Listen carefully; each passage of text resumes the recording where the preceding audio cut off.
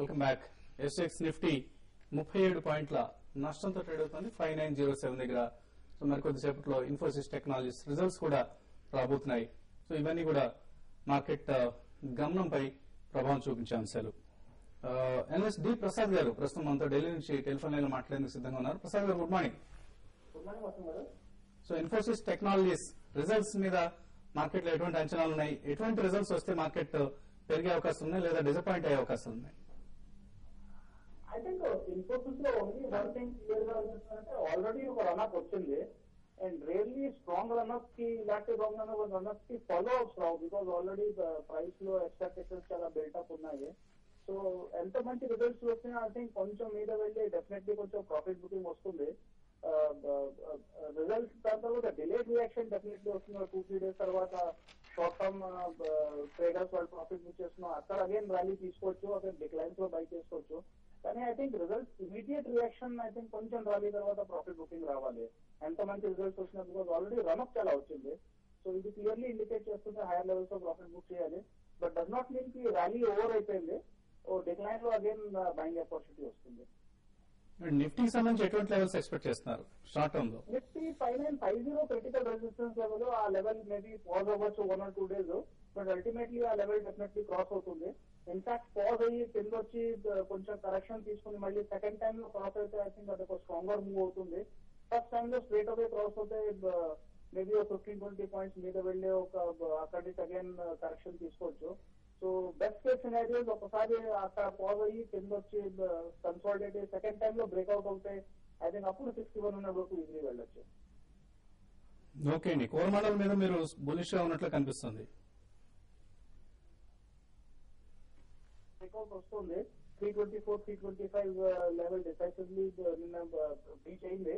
So I think easily 10% rise రావచ్చు, 358-362 వరకు వెళ్ళొచ్చు. ప్లస్ ఈ క్వార్టర్ నెక్స్ట్ క్వార్టర్ రిజల్ట్స్ కూడా బాగా వచ్చే అవకాశాలు ఉన్నాయి. So both technically fundamentally current levels తో మంచి అట్రాక్టివ్ గా కనబడుతుంది. ఓకే అండి, థ్యాంక్ యూ ప్రసాద్ గారు. సో 7 to 8 days పర్స్పెక్టివ్ తో short term investment call, positional call గా ఇస్తున్నారు Coromandel international. Next caller Srinivas Reddy Anantapuram నుంచి లైన్ ఉన్నాడు. శ్రీనివాస్ రెడ్డి గారు, నమస్తే సార్. నమస్తే అండి. సార్ ఐబీ రియల్ ఎస్టేట్ 108లో తీసుకున్నాను, యూనిటెక్ 42లో తీసుకున్నాను సార్, సూర్య ఫార్మా 24లో తీసుకున్నాము. తీసుకోమంటారా లేదా అమ్మేయమంటారా సార్?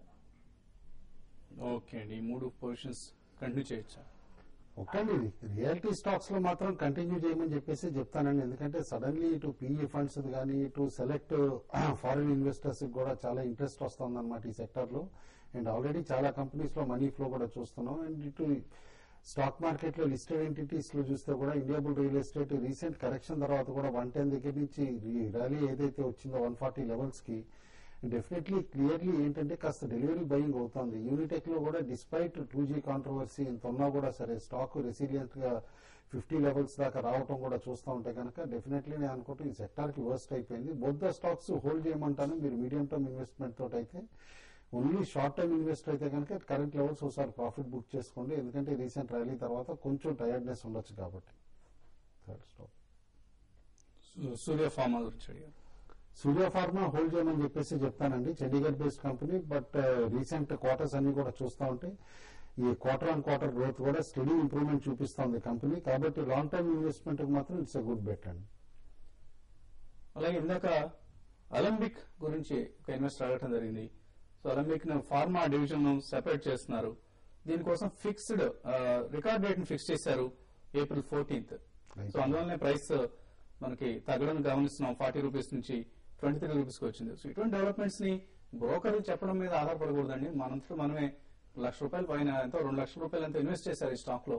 సో అంత మొత్తం ఇన్వెస్ట్ చేసినప్పుడు తప్పకుండా మనం కూడా కొంత రీసెర్చ్ చేస్తూ ఉండాలి. జస్ట్ BSE సైట్ లోకి NSE సైట్ లోకి వెళ్లి కార్పొరేట్ అనౌన్స్మెంట్స్ లో ఇటువంటి డెవలప్మెంట్స్ అన్నిటిని మెన్షన్ చేయడం జరుగుతుంది. బ్రోకర్ చెప్పారండి అంటూ మనం అజ్ఞానంలో ఉండిపోవడం మాత్రం సమర్థనీయం కాదు ఎంత మాత్రం. సో దయచేసి కొద్దిగా రీసెర్చ్ చేయడం అనేది అలవాటు చేసుకోండి, తప్పకుండా మంచి రిటర్న్స్ వస్తాయి. రమణమూర్తి హిందూపూర్ నుంచి మాట్లాడుతున్నారు. రమణమూర్తి గారు, హలో చెప్పండి. రమణమూర్తి గారు, సార్ ఆయిల్ కంట్రీ గురించి చెప్పండి సార్. ఆయిల్ కంట్రీ ఆర్పౌడ్ ఏ ప్రైస్ లో కొన్నారు? Oil country 96 sir, average 96 rupees. Okay, oil country అదే 96. ఓకే అండి, ఓకే అండి. మామూలుగా ఆయిల్ ఇండస్ట్రీకి సప్లై చేసే కేసింగ్ ట్యూబ్స్ చేసే కంపెనీ అండి ఆయిల్ కంట్రీ ట్యూబ్లర్ మహారాష్ట్ర. అయితే లాస్ట్ ఇయర్ ఎక్సలెంట్ పెర్ఫార్మెన్స్ తర్వాత ఇయర్ కన్సాలిడేషన్ లో ఉందన్నమాట. టర్న్ ఓవర్ అది కూడా మీరు చూసుంటే కనుక స్టెబిలైజ్ అయినా సరే ఇటు ప్రాఫిట్స్ మాత్రం కాస్త డిప్ చూపించింది. బట్ డెఫినెట్లీ అనుకోవటం నెక్స్ట్ 2-3 క్వార్టర్స్ లో తిరిగి జంప్ వచ్చే పాసిబిలిటీ ఉంది. యాజ్ ఆఫ్ నౌ హోల్డ్ చేయమంటాను. స్టాక్ కూడా 70 బిలో బాటమ్ ఫామ్ చేసిన తర్వాత తిరిగి ఇప్పుడు రీబౌండ్ అవుతుంది. మైల్డ్ రెసిస్టెన్స్ 92-94 లెవెల్స్ దగ్గర ఉందండి. ఆ లెవెల్స్ క్రాస్ అయితే కనుక 105-110 దాకా కూడా రావచ్చు. క్లోజర్ టు 110 ఒకసారి ప్రాఫిట్ బుక్ చేసుకోండి. ఆర్కామ్ కూడా డెఫినెట్లీ హోల్డ్ చేయమని చెప్పేసి చెప్తానండి. ఎందుకంటే టెలికామ్ స్టాక్స్ లో మనం 2G కాంట్రవర్సీ అయిన తర్వాత కూడా ఫ్రంట్ లైన్ స్టాక్స్ లో భారతి లీడ్ చేస్తాయి. ఇటు కాంట్రవర్సీ ఉన్న స్టాక్స్ ఒకటే కొంచెం స్టాగ్నేట్ అవటం చూసాం. బట్ వాల్యుయేషన్స్ ఫర్ టెలికామ్ బాగా ఇంప్రూవ్ అవుతున్నాయి గ్లోబల్లీ. ఎందుకంటే యూఎస్ లో మేజర్ ఎక్విజిషన్ తర్వాత నేను అనుకోవటం వన్స్ ఈ 2G స్కామ్ కాస్త సబ్సిడీ అయితే కనుక ఆర్కామ్ కూడా ఇంట్రెన్సిక్ వాల్యూ అరౌండ్ 160 లెవెల్స్ ఉందన్నమాట. ఆ లెవెల్ కి వచ్చే పాసిబిలిటీ ఉంది. బట్ ఇట్స్ 12-month టార్గెట్ కింద పెట్టుకోవాలి. షార్ట్ టర్మ్ లో అయితే అంత రేట్ వస్తుందని అనుకోవద్దు. సో ఒకప్పుడు భావ్ కాపీ అని ఉండేది, BSc Bhau copy. Bhau copy మన చేతికి వచ్చే వరకు ఏ కంపెనీ ఎప్పుడు బుక్ క్లోజ్ ఉంది, ఎప్పుడు రికార్డ్ డేట్ ఉంది, ఇవన్నీ తెలిసే అవకాశం ఉండేది కాదు. ఎకనామిక్ టైమ్స్ లాంటి పేపర్స్ కూడా వైజాగ్, విజయవాడ లాంటి సిటీస్ కి నెక్స్ట్ డే వచ్చేవి. ప్రస్తుతం అటువంటి సీన్ లేదు. ఇంటర్నెట్ అందుబాటులో ఉంది ప్రతి వాళ్ళకి. Even remotest of the villages లో కూడా ఇంటర్నెట్ సదుపాయం ఉంది.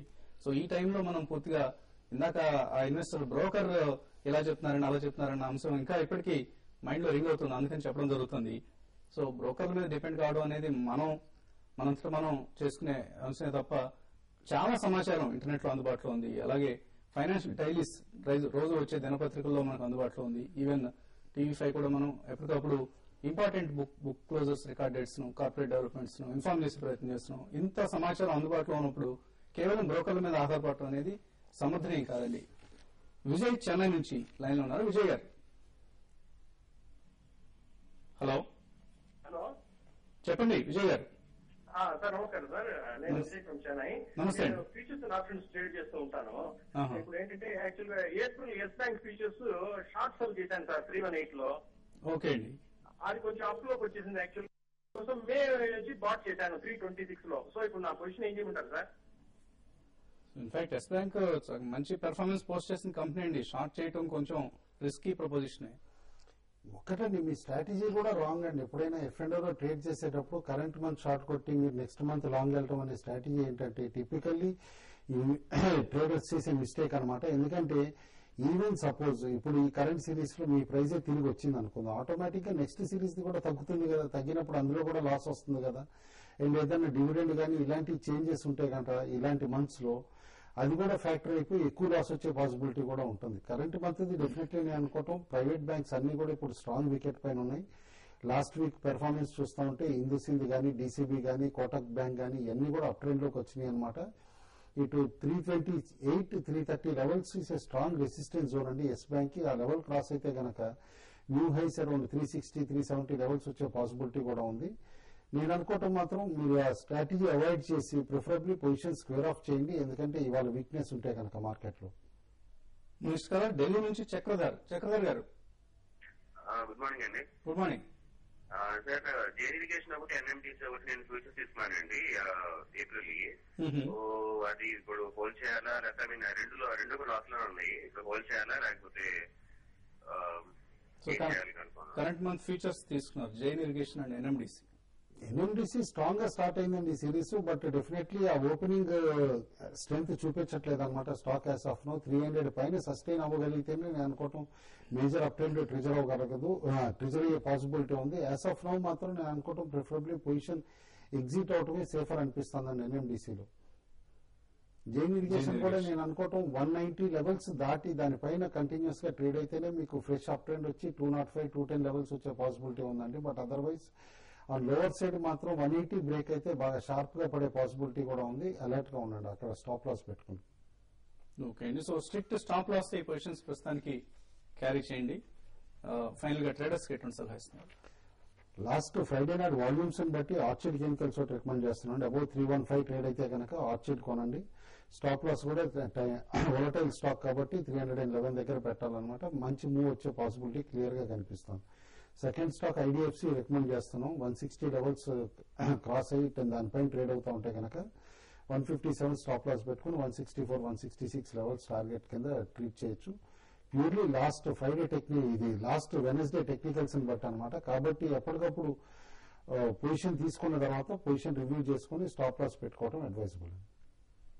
సో రాండాక్సీ బై చేయమంటున్నారు Sundararaja buy above 470 rupees, stop loss 467, target 475. అలాగే ఇన్ఫోసిస్ రిజల్ట్స్ కు ముందు కొంత నర్వస్నెస్ కనిపిస్తుంది. బహుశా ఓపెనింగ్ స్వల్పంగా వీక్ గా ఉండే అవకాశాలు కనిపిస్తున్నాయి. ఎనివే ఇన్ఫోసిస్ నెంబర్స్ ని బట్టి మార్కెట్స్ మూవ్మెంట్ ఆధారపడి ఉంటుంది. సో మరి కొద్దిసేపట్లో tv5money.com నిర్వహించే ఫస్ట్ ట్రేడ్ ఈ కార్యక్రమం కలుద్దాం. Business breakfast